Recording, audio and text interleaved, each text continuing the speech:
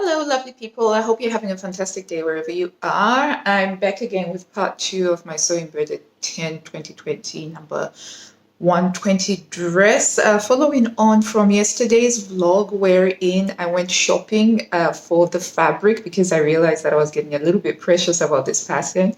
And I went into the shop with a very strong idea that I was looking for tartan.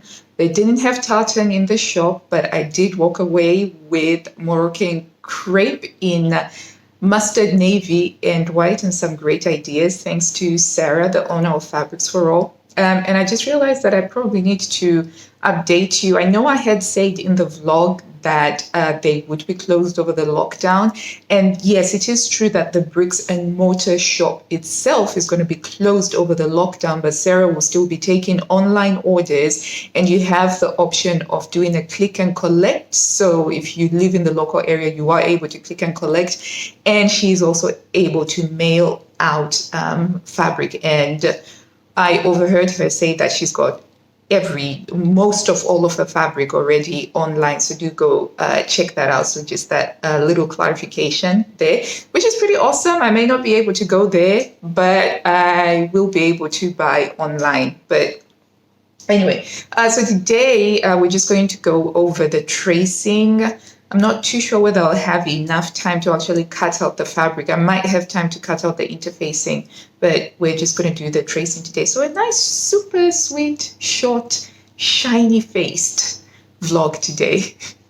So I've got my magazine here, pencil, my pattern weights, my coffee, which I have to finish, and baking.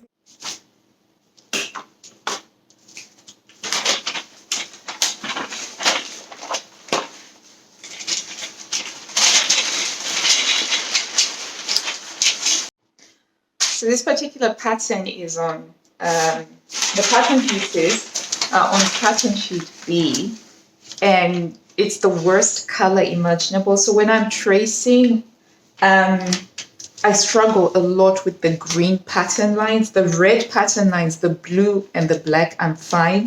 But green is the most challenging color for me to see. So I'm always kind of like, when it says it's the green lines, I just get a bit like, oh, I know that I'm going to need some extra coffee, basically. So yeah, this is going to take a little bit longer than I thought it would, but what are you going to do? We have quite a lot of pattern pieces to trace out. We've got 11 pattern pieces to trace out, and these aren't just simple and straightforward ones because there's a lot of detail that needs to be collected. So I'm going to set my timer. I kind of like to always challenge myself when I'm tracing out patterns to see how long I can, how long it takes me to trace something out. If it's a simple dress or a simple top, normally 15 minutes, I can get it traced out and ready to go. But I reckon this one's probably going to take me, I'd say 40 minutes. So I'm going to set my timer to 40 minutes and we'll see how I do with tracing out in 40 minutes. Okay, here we go. 40 minutes. Go.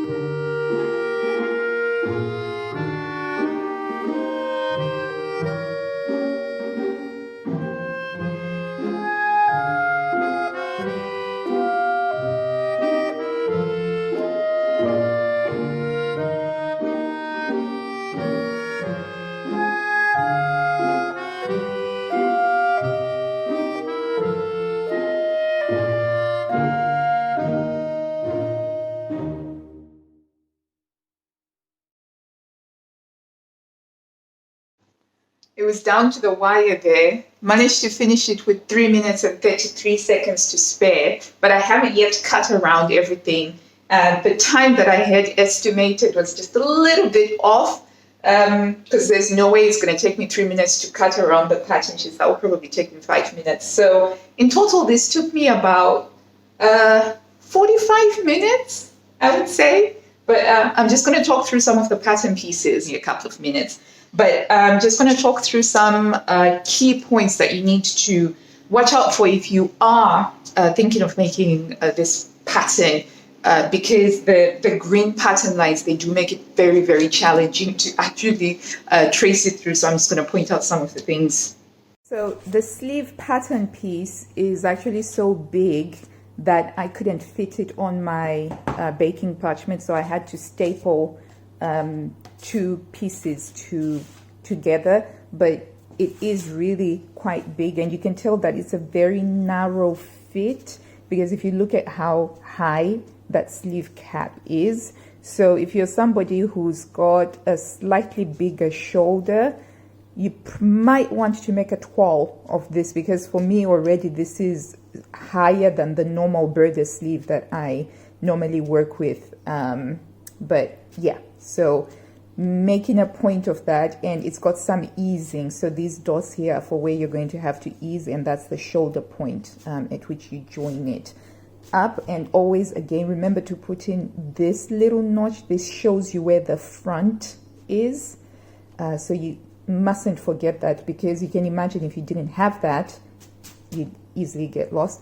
Remembering to make notes of the seam numbers, because these come in handy if you get lost. The sleeve seam also, the sleeve pattern piece also has a slit, because this has got cuffs, which are draft it yourself pattern pieces, by the way. You need to put that. So this is at the back of the sleeve. Okay, so one of the benefits of not using seam allowances is that you're pretty much able to gauge what the fit is going to be straight away. Because your pattern piece, when you don't have any seam allowances, that this is the sewing line. So for instance, for me, since I'm a little bit nervous about the fact that this is a pencil skirt, I'm just checking to see if I've got in, if my hip is going to fit into that. So just gonna show you. So this is a little bit thick and I've got leggings underneath, but this is the center front of the skirt. My belly button is about there, and this is around about where my waist is as well. So this is just to gauge whether it would fit me or not, and it gives me a really good idea. So over there, I am folding in the pleats as they would be folded in, kind of like that, right? And then I can see that with the pleats folded in, it is pretty much going down to the side. And here, my hip is going to have plenty of room. And even going down, I've got some walking space. Hi. So that's one of the benefits of learning to sew without seam allowances. And it also means that if I want to make adjustments to this, I don't have to take away the seam allowances. I can go straight ahead into making the adjustments. I'm particularly keen on the idea of maybe doing a circle skirt with it at some point. I don't know. But yeah, so when you trace your pleat lines for this skirt, remember to put the arrows that show you the direction. I've sometimes gotten caught up with that. Okay, so those are all of my 11 pattern pieces. These are the ones here. These three will need interfacing cut out for them, and I'm probably going to do block interfacing. This is the pocket pattern piece. You need to make sure that you've got that placement line, because it's going to be a welt pocket. And I forgot to mention that on your front skirt pattern piece, you want to have that placement line as well, because this is how the pocket is going to lay. So you want to make sure you don't forget to get that placement line. There's a lot of baking parchment there, but I'll save up some of the bigger unused pieces, and I can use them for tracing out other things. That wasn't too bad for about 45 minutes to an hour of stuff. So the pattern pieces are now all ready, and I'll probably do some cutting out and some block fusing tomorrow and gather the zips and stuff. And I'll see you tomorrow. And if you have any questions or anything that you particularly want me to look at with this particular pattern, let me know in the comments box down below, and hopefully I can cover that tomorrow. Until I see you next time in my exciting sewing video, happy sewing, guys. Bye. These were the baking parchment sheets that were too small to ever be useful again. And these ones were the ones that are big enough to be used either for pockets or facing pieces or collars that need to be traced out. So I keep these and they will get used.